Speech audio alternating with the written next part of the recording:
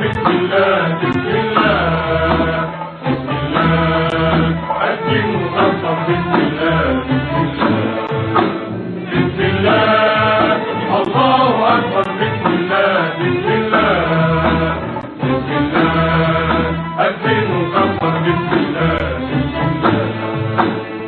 الله ملكنا بسم الله بسم الله بإيدين ملكنا بسم الله بسم الله الله ملكنا بسم الله بسم الله بإيدين ملكنا بسم الله بسم الله وأنا عمتنا بسم الله بسم الله بحي جهتنا بسم الله بسم الله وأنا عمتنا بسم الله بسم الله بحي جهتنا بسم الله بسم الله الله أكبر أذن وكبر الله أكبر أذن وكبر قول يا رب النصر تكبر بسم الله الله أكبر بسم الله بسم الله بسم الله أذن وكبر بسم الله بسم الله بسم الله الله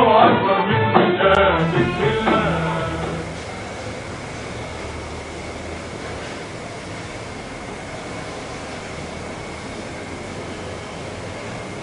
فيوم ينفخ في الصور يوجد لدينا نفختان، النفخة الأولى والنفخة الثانية،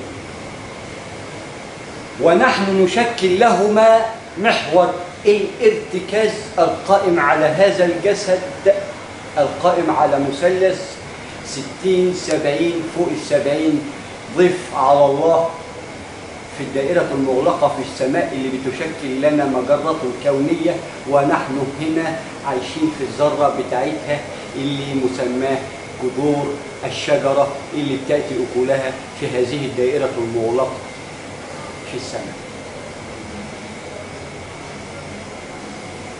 فالنفخة الأولى يوم ينفخ في الصور، نفخ النفخة الأولى في أبونا آدم حتى يشكل نواة يتعنصر منها أمنا حواء ويتشعب منها الشعوب القائمة على 7 مليار الآن.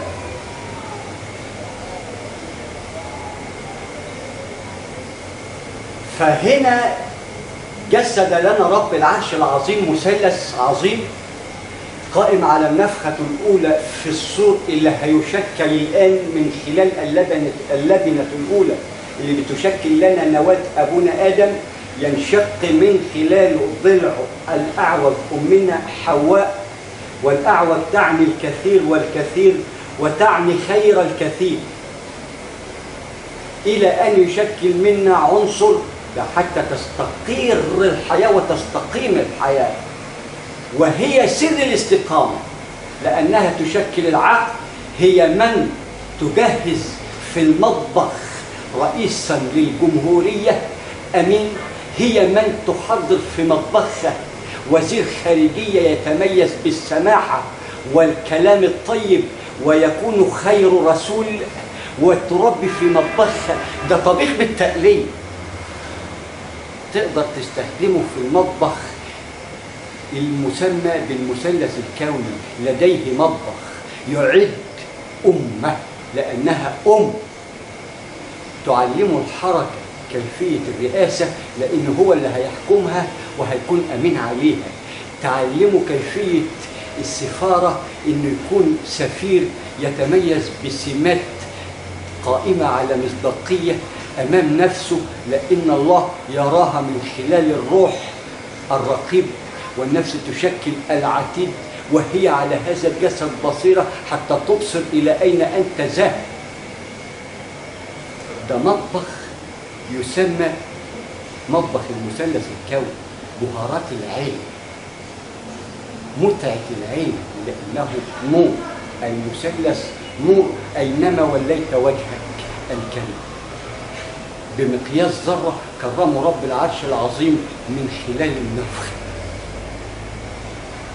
فالنفخة الأولى كونت لنا اللبنة أبونا آدم والعنصر أمنا حواء اللي هتهيئ أبونا آدم إنه يبقى آدم، ومن خلال ذريته اللي هي رقم 3 اللي هتؤدي لوضع الديمومة في الأرض القائمة على الشعوب بقانون تأتون فرادى ووفود، القائم على قانون وجعلناكم شعوبا وقبائل لتعارفوا.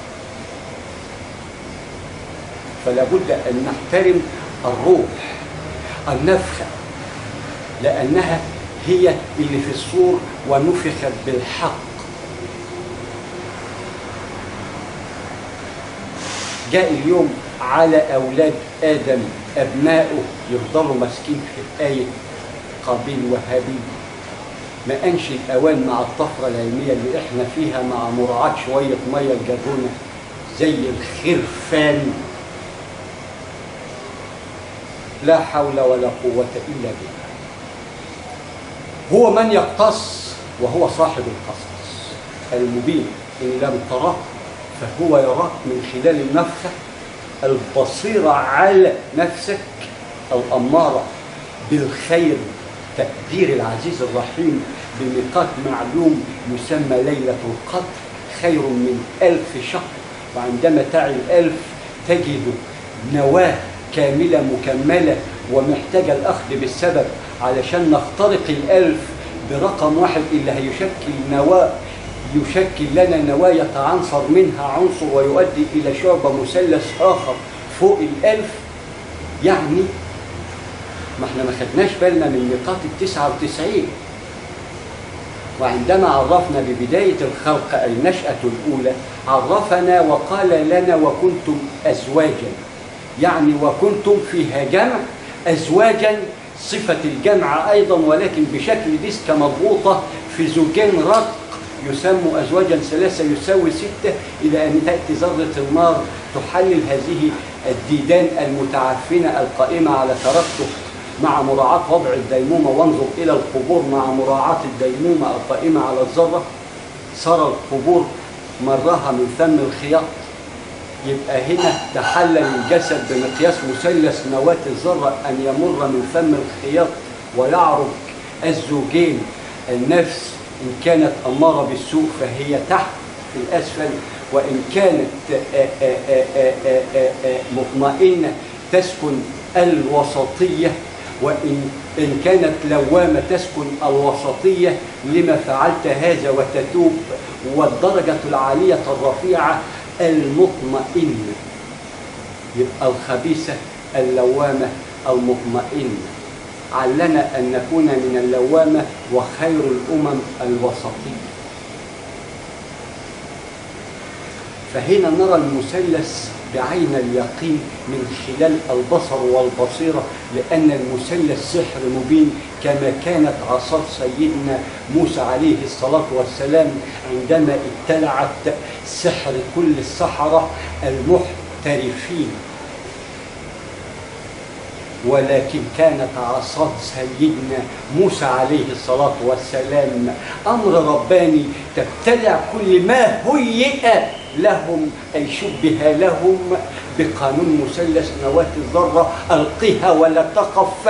فألقيها تعني النواة أي النواة اللي هناخد من خلالها المثلث اللي هنخترق به 1000 مدار النجم ونعرج بال1000 الواحد بقانون المثلث العروج المبين في ليلة مباركة خير من 1000 شهر. وعندما تعي وجد لك النواة اللي هينشق منها العنصر إلى أن يجد شعبة، يبقى أنت ضفت زوجين.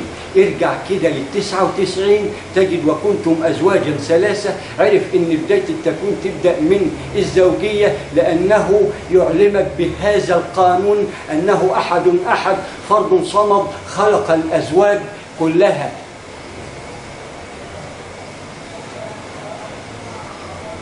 حتى تعي أنه قائم بذاته سبحانه وتعالى واحد أحد فرد صمد.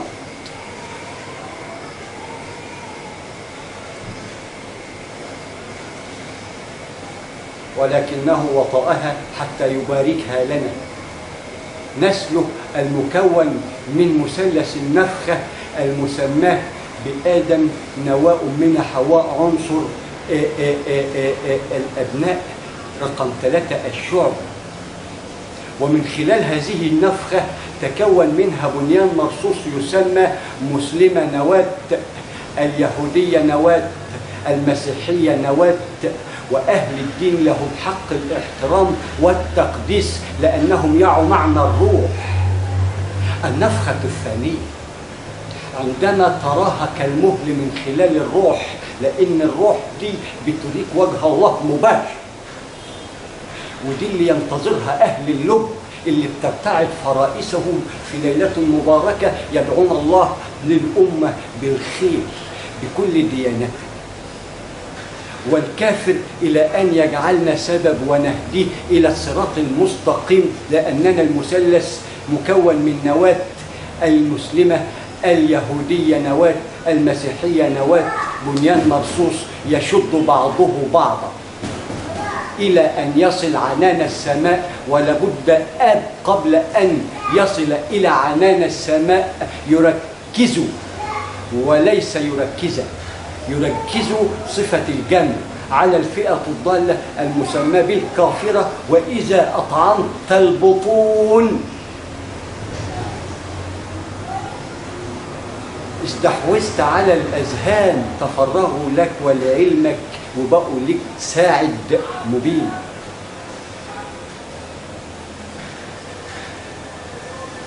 فهنا عندما نفخ في الصور النفخة الأولى كون لنا هذه الشجرة المكونة من 3 عناصر: الروح، النفس، الجسد. الروح تديها أبونا آدم، النفس الأمارة ب3 صفات اللي هيحكموا الأم الكبرى لأنها هي الأم بمقياس مثلث نواة الذرة.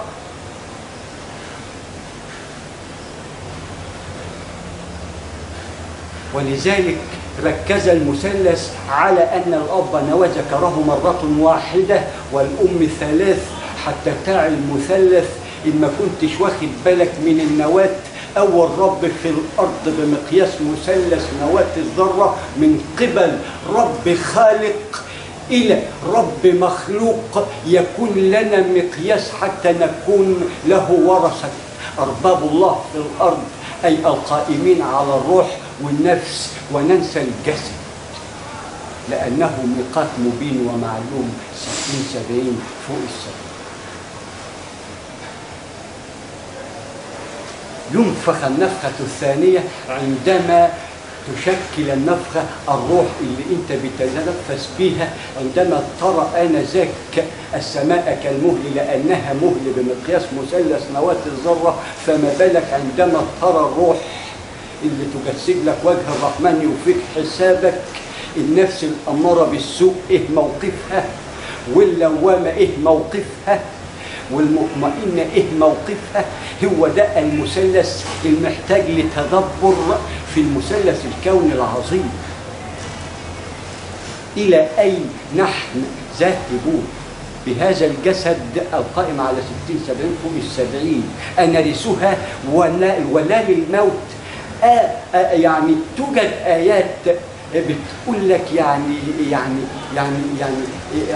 بعت لنا الرسول يدعونا لما يحيينا، يعني احنا اموات، فمطلع الفجر هو الاحياء، ومطلع الفجر قائم على فناء هذه الذره، بيطلع فجر لا مشرق له لا مغرب له،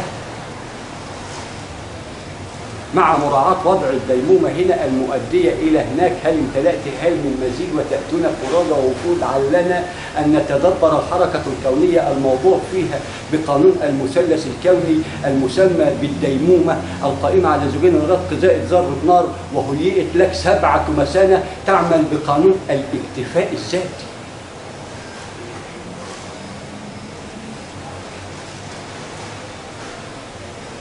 الاكتفاء الذاتي، الطاقة الثابتة آدم زائد ثبات الطاقة أمنا حواء عليهما الصلاة والسلام، لأن الأبناء مانيش عارف هل تجوز عليهم الصلاة والسلام ولا لا. أنا عن نفسي لا تجوز علي لا صلاة ولا سلام لأني أعمى، عشت عمري أعمى، لا أرى المثلث، ضليت الضلال المبين.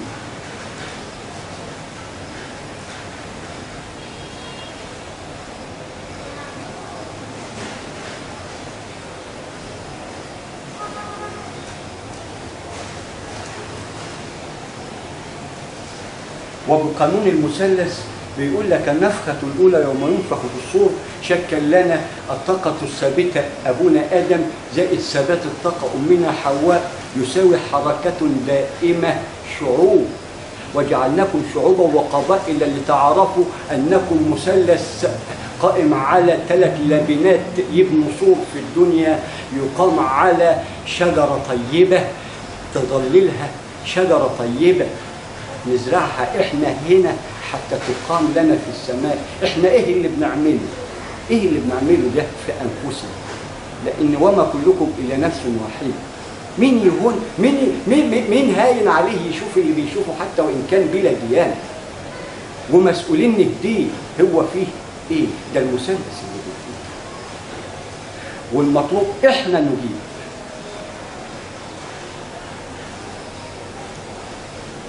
بقانون فرض كفايه فاضل.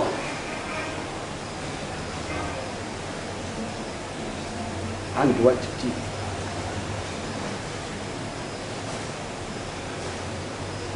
فالنفخة الثانية عندما يفنى المثلث 60 70 فوق 70